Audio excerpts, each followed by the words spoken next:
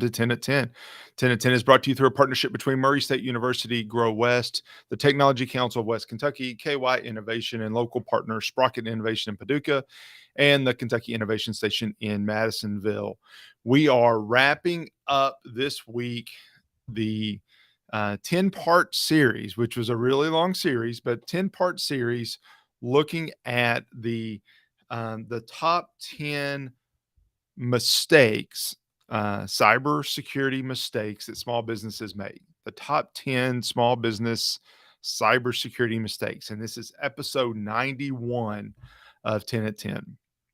So we've talked about several different areas about whether it's balancing the people, the processes, the technology that we talked about last week, or it is something more specific about having the right people or using this technology or passwords or whatever it might be. We talked about a lot of different areas, and some of those areas you may think are a little more detailed than I need to think about.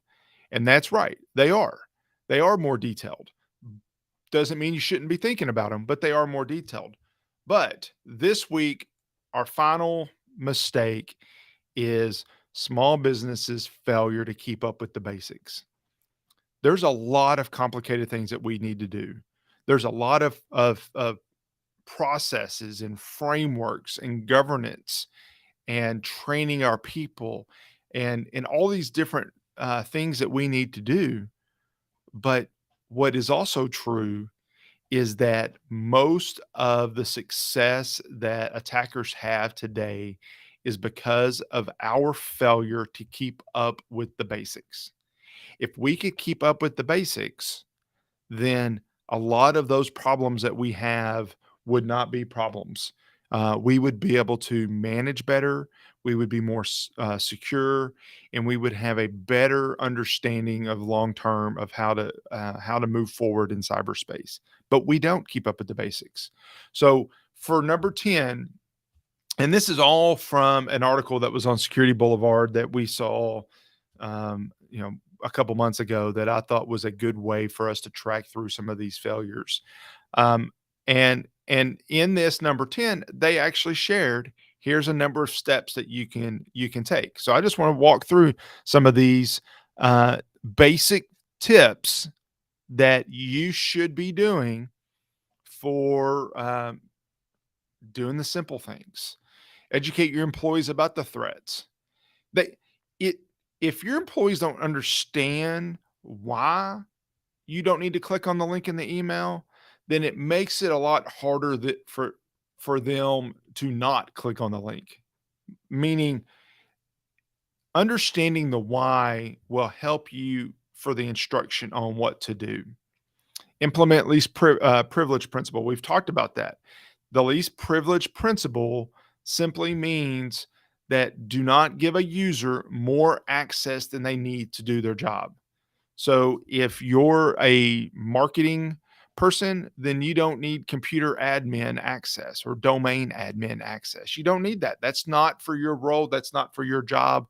Don't That just opens up an area that a threat actor could exploit in your system.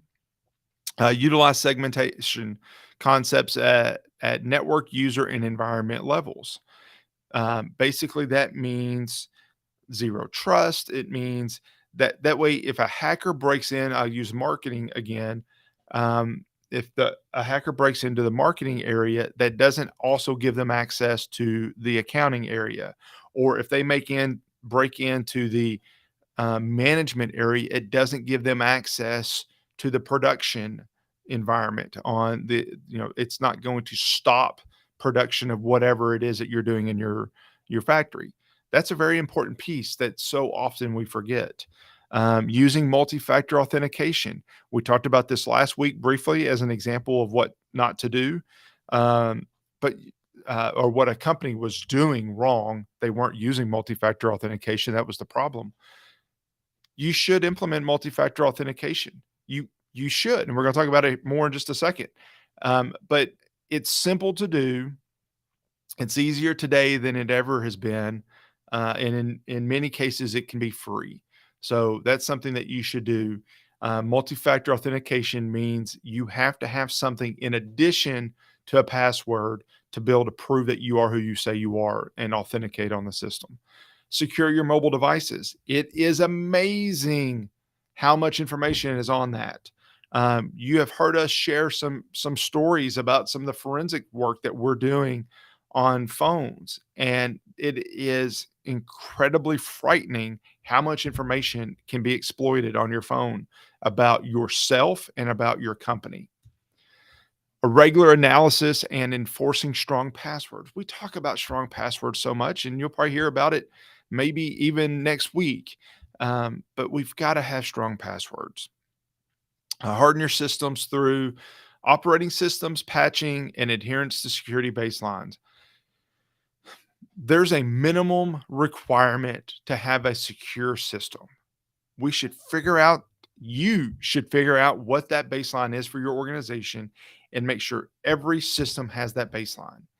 And while doing that, update your operating systems. If there is a security patch out that is critical, the reason that organization, that operating system is coming out with that patch is likely because there is what's called a 0-day vulnerability that has been identified. That means there is a flaw in the system that could allow threat actors, bad guys, to get into your system and break into your network. Patch it. Implement a comprehensive security strategy.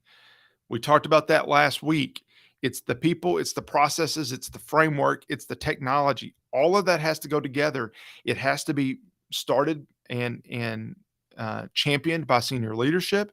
It has to come from ground up on how we're doing our system. It's got to be bought in by everybody. It's got to match regulatory requirements with the reality on the ground. There's a lot of pieces that go into a comprehensive security strategy, and it's very important that you do that. Monitor your environment for changes. If you have a comprehensive security strategy and one thing changes in your environment, then that could impact your security strategy.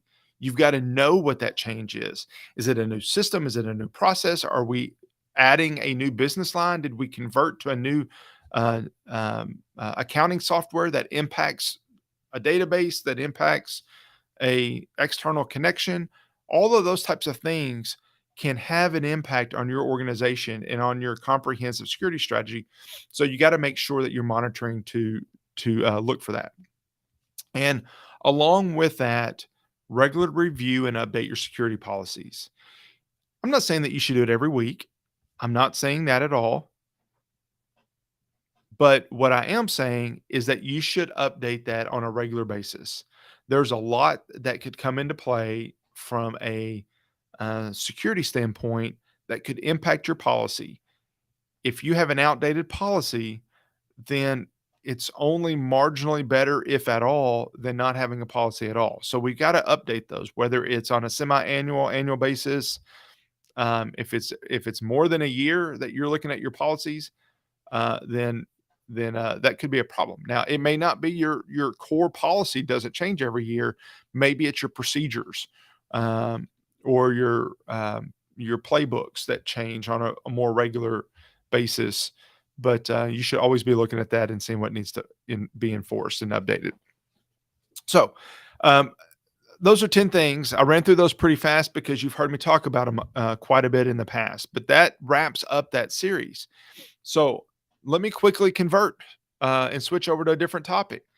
Today starts, well, October.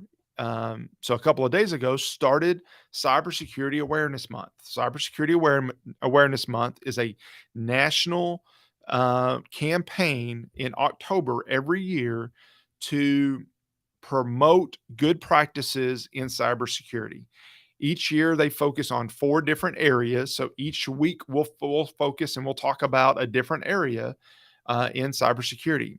The overarching theme this year is see yourself in cyber. But this week in particular, wrong way, is enable multi-factor authentication. The awareness campaign is to talk about and to raise the awareness of multi-factor authentication. It may go by two-factor authentication, multi-factor authentication, two-step factor authentication, MFA, 2FA. It all means the same thing.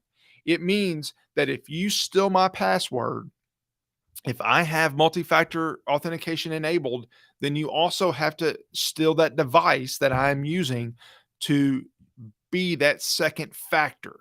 It's more than a password. Every account that you have that can allow for multi-factor authentication, you should turn it on. Whether that's your email, that's your corporate account, that's your bank, that's your Twitter, that's your Facebook, that's your eBay, whatever it is, Amazon, if it allows for multi-factor authentication, turn it on. Because if there's a password breach and your password gets stolen, if that threat actor doesn't also have your phone or whatever you're using for that second factor, it makes it much, much harder for them to compromise your system. So let me just beg that you consider that and enable multi-factor authentication.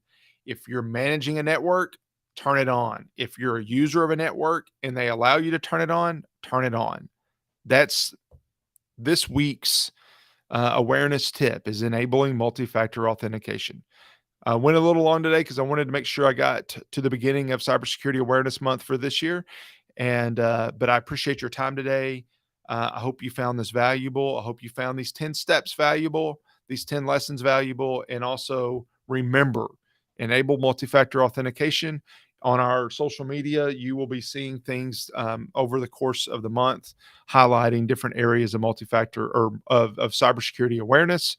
And I hope you take them to heart. Thank you very much for joining us. See you next week back here on 10 at 10. Thank you. Bye.